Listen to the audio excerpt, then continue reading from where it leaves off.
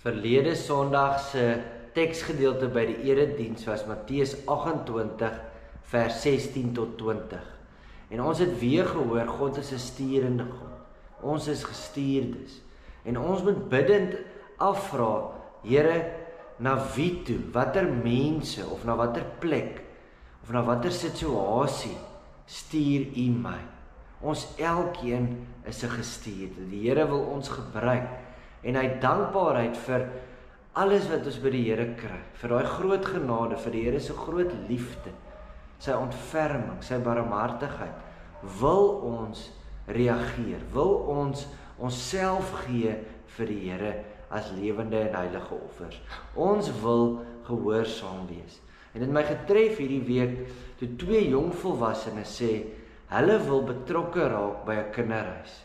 Hulle kry daai kinders in nood innig jammer. Hulle wil 'n verskil maak. Hulle wil kyk, hoe kan hulle help?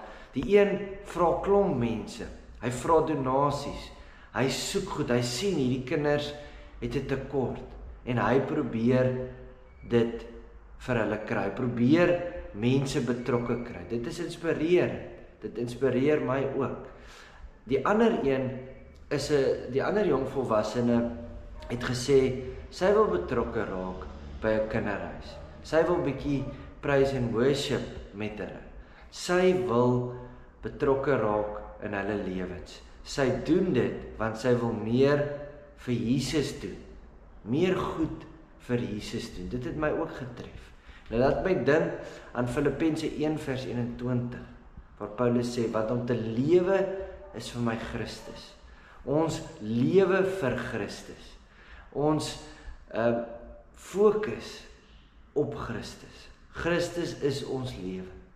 Kom ons gaan leef so. Kom ons luister waar die Here ons stuur. En kom ons gaan wees gehoorsaam. Kom ons sien geleenthede raak. En kom ons nooi ook ander om ook daar betrokke te raak. Ons is gestuurdes. Kom ons gaan leef vir die Here.